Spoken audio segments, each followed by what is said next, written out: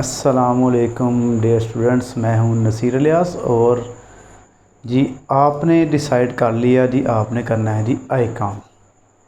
इससे जो last video है उसमें मैंने आपको कहा था जी आपने डिसाइड करना है उस वीडियो में कि आपने कौन सा कोर्स करना है। आपने एफएससी प्री इंजीनियरिंग करनी है, एफएससी प्री मेडिकल करनी है, आईसीएस करना है, आई कॉम करना है, एफए करना है, डी कॉम करना है या डिप्लोमा करना है। तो यकीनन आपने डिसाइड कर लिया है कि आप करने जा रहे हैं आई काम, तो इसलिए आप ये वीडियो देख रहे हैं जी। तो आइए जी हम इस वीडियो में जो आई काम के सब्जेक्ट्स हैं उसके बारे में डिटेल से आपको मैं बताता हूँ कितने नंबर के इसके टोटल कितने नंबर होते हैं और मेजर सब्जेक्ट इसके कौन कौन से हैं और इसका स्कोप पाकिस्तान में क्या है। यानी कि आई काम करने के बाद आगे आपने अगर मज़ीद माशाल्लाह पढ़ना होगा, इंशाल्लाह पढ़ेंगे आप, तो आगे आप क्या कर सकेंगे, कौन सी फील्ड आगे आप इख्तियार करें तो आपको ज़्यादा फ़ायदे होंगे। तो इसमें ओवरऑल आई काम के बारे में आपको डिटेल से बताते हैं। फ़िलहाल तो हमारा टारगेट आई काम है। अभी आप आई काम पर नज़र रखें। आई काम के लिए आपको क्या करना पड़ेगा, आ जाइए जी। आई काम जो है पार्ट 1 पार्ट 2 पे मुश्तमिल है।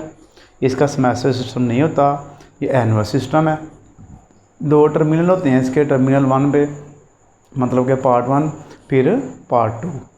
पार्ट 1 में आपने 7 किताबें पढ़नी है और पार्ट 2 में भी आपने 7 किताबें पढ़नी है।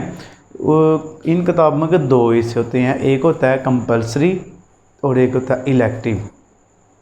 कंपलसरी सब्जेक्ट जो हैं वो आप पार्ट 1 पार्ट 2 दोनों में पढ़ेंगे। इंग्लिश, उर्दू, इस्लामियात। और यहाँ पे इस्लामियात की जगह पे पाक स्टडी आ जाती है। यहाँ पर एक बात मैं आपको बताता चलूँ, इंग्लिश, उर्दू, इस्लामियात, पाक स्टडी, ये 4 किताबें ऐसी हैं जो भी बंदा इंटर करेगा, इंटरमीडिएट करेगा, यानी कि सिंपल एफए इंजीनियरिंग करेगा, आई काम करेगा या फिर वो डी काम वगैरह करेगा, ये 4 किताबें तो उसकी कंपलसरी है, लाजमी है, उसने पढ़नी ही पढ़नी है। ठीक है जी। सिंपल एफए वाला भी, आई काम वाला भी, एफएससी वाला भी, आईसीएस वाला भी, 11वीं 12वीं वाले बच्चे ये 4 इंग्लिश, उर्दू, पाक स्टडी, इस्लामियात पढ़ेंगे ही, लाजमी पढ़ेंगे। ठीक है जी। उसके अलावा जब मेन जो डिफरेंस है ना वो बाकी इलेक्टिव सब्जेक्ट में आ जाता है। जैसे यहाँ पर इलेक्टिव सब्जेक्ट मैंने लिखे हैं। पार्ट 1 के पहले हम सारे सब्जेक्ट डिस्कस करते हैं। देखिए इंग्लिश हमारे पास होगी 100 नंबर की, उर्दू 100 नंबर का हो गया, इस्लामियात आ गई 50 नंबर की। उसके बाद अकाउंटिंग हमारे पास आ गई 100 नंबर की। प्रिंसिपल ऑफ कॉमर्स, ये पूरा वर्ड होता है प्रिंसिपल ऑफ कॉमर्स, ये 100 नंबर की। अगर आपने उर्दू में पढ़नी है तो आप पढ़ेंगे असूल तिजारत। ये भी मैं आपको बताता हूँ, जो आप उर्दू में पढ़ेंगे ज़्यादा फ़ायदा होगा, इंग्लिश में पढ़ेंगे तो ज़्यादा फ़ायदा होगा। प्रिंसिपल ऑफ इकनॉमिक्स, एक से होती है इकनॉमिक्स, वो सिंपल एफ वाले पढ़ते हैं। ये है प्रिंसिपल ऑफ इकनॉमिक्स। तो प्रिंसिपल ऑफ इकनॉमिक्स जो है असूल माशिया जिसे हम कहते हैं, ये सॉरी ये तो 75 नंबर की होगी ना, 75 की ये, 75 की ये। और बिज़नेस मैथ बिल्कुल छोटा सा मैथ होगा आपका 50 नंबर का, जिसमें एक 8 का चैप्टर होता है बाय नंबर सिस्टम वाला, और एक मैट्रिक्स वाला चैप्टर आ जाएगा। 10 में आपने पढ़ा है, 10th आर्ट्स वालों ने पढ़ा है। उसके अलावा एक वो रेशो और प्रॉफिट वगैरह आ जाता है, वो भी आपने 9th में पढ़ा था। इनके वो बिल्कुल आसान सा, पूरे बच्चे 50-50 पूरे नंबर इसमें ले लेते हैं। तो बिज़नेस मैथ है आपका, तो ये हमारे पास 50 नंबर हो गए। अगर मैं इनको जमा करूँ तो ये बन जाएगा 550। लो जी, ये आई काम पार्ट 1 आपका हो गया कंप्लीट। 3 हो गए कंपल्सरी सब्जेक्ट। उसके बाद 4 जो है इलेक्टिव सब्जेक्ट हैं, accounting, principle of commerce, principle of economics और बिज़नेस मैथ।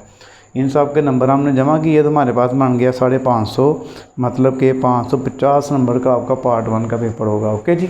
उसके बाद ये पार्ट 2 पे आ जाइए। इंग्लिश पार्ट 2 की पढ़ेंगे, उर्दू पार्ट 2 की, पाक स्टडी आप पढ़ेंगे। तो ये भी 100 नंबर की, ये भी 100, ये 50 नंबर की पाक स्टडी होगी। उसके बाद अकाउंटिंग जो है ये आ गई 100 नंबर की। जियोग्राफ़ी, प्रिंसिपल ऑफ जियोग्राफिया, यानी कि माशी व तजारती जियोग्राफिया, ये हमारे पास आता है जी 75 मार्क्स का। उसके बाद प्रिंसिपल, इसके बाद बैंकिंग है या कंप्यूटर है, आपकी अपनी चॉइस होगी, आप बैंकिंग रखें या कंप्यूटर रखें। कुछ कॉलेजेस वाले बैंकिंग रखवा लेते हैं, कुछ कॉलेजेस वाले कंप्यूटर रखवा देते हैं। आपने अपने कॉलेज के हिसाब से हर आपको चलना पड़ेगा।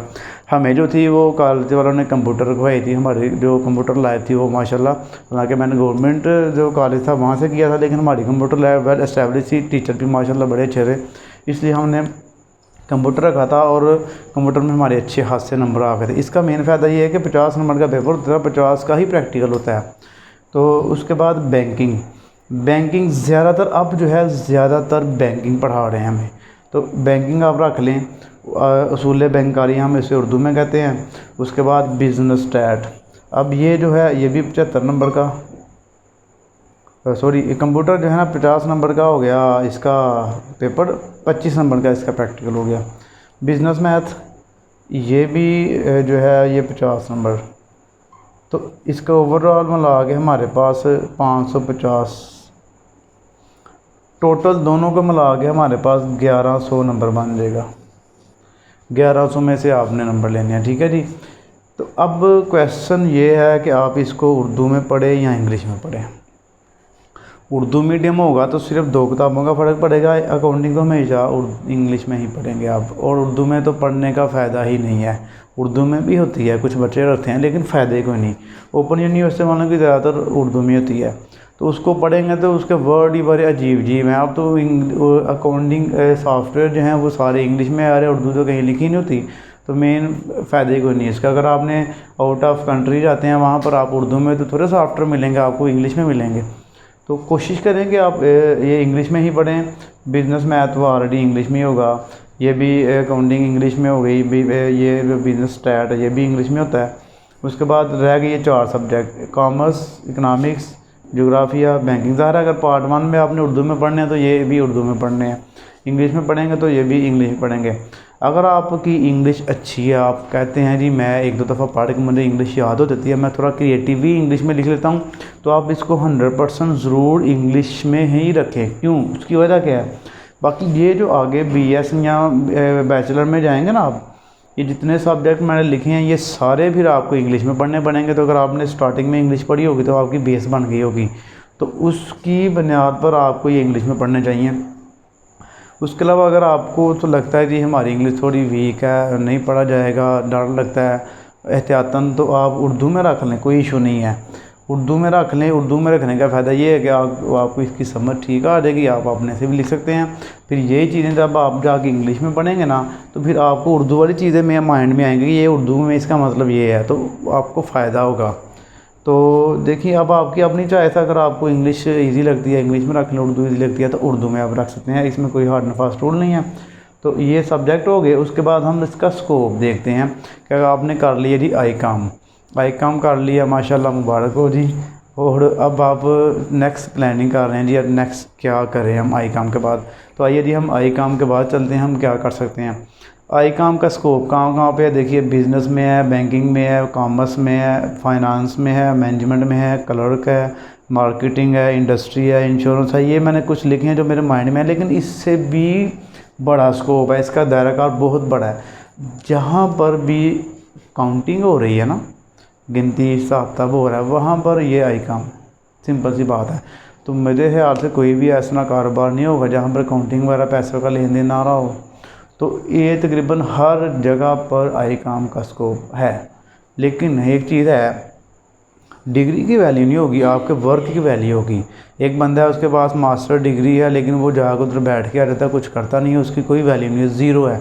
एक बंदा है उसने मैट्रिक किया लेकिन वो MA वाले से ज़्यादा काम कर रहा है, तो उसकी वैल्यू डबल होगी उससे। तो आपने हमेशा अपनी वैल्यू खुद बनानी होगी। डिग्री की वैल्यू डिग्री नहीं लोग देखते, आपको काम आना चाहिए जी। आई काम हो गया। आई काम के बाद थोड़ा टाइम होता है आपके पास, आपने शॉर्ट कोर्सेज़ की भरमार कर देनी है। पार्ट 1 के पेपर दिए हैं, कंप्यूटर कोर्स कर लिया। अब मैट्रिक में इतना फ़ायदा नहीं होता, इसमें आपको फ़ायदा होगा। FA के बाद इंग्लिश का कोर्स कर लिया, इंग्लिश तो बहुत ज़रूरी है आपके लिए। उसके अलावा शॉर्ट हैंड का कोर्स होता है वो कर लिया, स्टेनोग्राफर का कोर्स कर लिया। जो नहीं होते कचहरी में आपने देखा होगा बैठ के टाइपिंग करते जा रहे होते हैं, वो स्टेनोग्राफर होते हैं। और तो जिसके जज के साथ बैठते हैं स्टेनोग्राफर, जज जो बोलता है वो लिखते जाते हैं। उसके अलावा टाइपराइटर जो है आप वो कोर्स कर सकते हैं। इसके बहुत ज़्यादा फ़ायदे होते हैं आपको। अक्सर स्टेनोग्राफर की आती रहती हैं जॉब्स भी आती रहती हैं और अच्छी खासी उसकी सैलरी होती है। ये कोर्सेज़ आपने आपकी जो वैल्यू है उसको डबल करना है शॉर्ट कोर्सेज़ ने। अकाउंटिंग के छोटे छोटे सॉफ्टवेयर हैं, इंश्योरेंस का सॉफ्टवेयर है, मार्केटिंग के सॉफ्टवेयर है, वो मुख्तलिफ अदारे आपको करवा रहे होते हैं। जैसे जैसे आपने अपनी स्टडी पूरी करनी है वैसे वैसे आपने वो शॉर्ट कोर्सेज़ करनी है, क्योंकि इससे आपकी वैल्यू डबल हो जाएगी। जैसे एक आप बिरयानी शॉप पे जाते हैं, आपको बिरयानी देता है, आप हाली बिरयानी खा के आ जाएँ। एक बिरयानी की शॉप ऐसी है जो आपको बिरयानी भी देगी, साथ रायता भी देगी, थोड़ी सैलड भी साथ देगी आपको, तो उससे आपकी तबीयत ज़रा खुश हो जाती है कि मुझे बिरयानी के साथ ये चीज़ें एक्स्ट्रा मिल रही हैं। तो अगर आप किसी के पास जॉब के लिए इंटरव्यू जाएंगे, आप उसको अपनी डिग्री देंगे और आप उसको साथ इतने 5-6-7 सर्टिफिकेट देंगे, मैंने कंप्यूटर कोर्स भी किया है, मैंने अकाउंटिंग का सॉफ्टवेयर भी किया है, मैंने शॉर्ट हैंड भी किया है, मेरी टाइपिंग स्पीड भी ज़्यादा है, तो वो बंदा खुश हो जाएगा। आपकी सैलरी भी ज़्यादा लगेगी और आपकी वैल्यू भी होगी और आपको जॉब भी मिलने के ज़्यादा चांसेस होते हैं। याद रखिएगा, स्टडी के बाद सबसे मुश्किल काम जॉब ढूंढना होगा। ये आपको मेरी बात तब याद आएगी जब आप जॉब के लिए जाएंगे जी। उसके बाद देखिए जी, आई काम हो गया।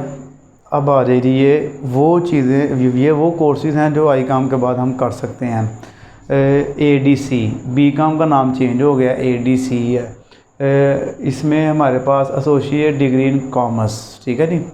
बी काम, BBA, बैचलर, ये बहुत ज़्यादा लड़के कर रहे हैं। बी काम करके थक गए हैं, अब आ गए हैं जी BBA की तरफ, ठीक है। अब BBA भी तकरीबन कम हो गया, BS कर रहे हैं ज़्यादातर। देखिए, bachelor of business administration BBA कर रहे हैं लोग। उसके बाद BS जो है ना, इसकी भरमार है। BS में कम से कम 24 से 25 फील्ड हैं जिसमें आप BS कर सकते हैं। हाली कॉमर्स वाले बच्चे, बी काम वाले, आई काम वाले। इसके अलावा जो साइंस वाले हैं उनके BS अलग हैं, ICS वालों के BS अलग हैं, FA वालों के BS अलग हैं। ये वो है जो आई काम के बाद BS आप Islamic banking, BS accounting, BS economic, BS sale management, BS banking and finance, BS international business, B and trade. इसके अलावा बेशुमार हैं जो मैंने नहीं लिखे, तो ये मेन मैंने लिखे हैं। उसके बाद जी CA आप कर सकते हैं। CA जो है ना वो टॉप लेवल की डिग्री है कॉमर्स में, जिसे हम चार्टर्ड अकाउंटेंट कहते हैं। ये वो लोग होते हैं जो बड़ी बड़ी कंपनियों का जाके ऑडिट करते हैं, हिसाब किताब लगाते हैं, उसका A to लेके Z तक सारे अकाउंट चेक करते हैं। इसको हम CA कहते हैं। उसके बाद ACCA, उस CA के बाद ACC आ जाता है, ठीक है जी। उसके बाद CM में हमारे पास BCS है, BA भी कर सकते हैं आप, LLB भी कर सकते हैं। आपने आई काम कर लिया, अब आपका माइंड चेंज हो गया कि मैं LLB कर सकता हूँ, तो आप LLB लैट का टेस्ट दें, उसके बाद आप LLB कर लें, ठीक है जी। तो लैट में हमारे पास LLB के लिए आपको 50% नंबर चाहिए होते हैं। टेस्ट होता है एक छोटा सा उसका, वो बच्चे मुँह क्लियर कर ही देते हैं। तो ये था हमारे पास ओवरव्यू आई काम, और आई काम के बाद आप क्या कर सकते हैं, ठीक है जी।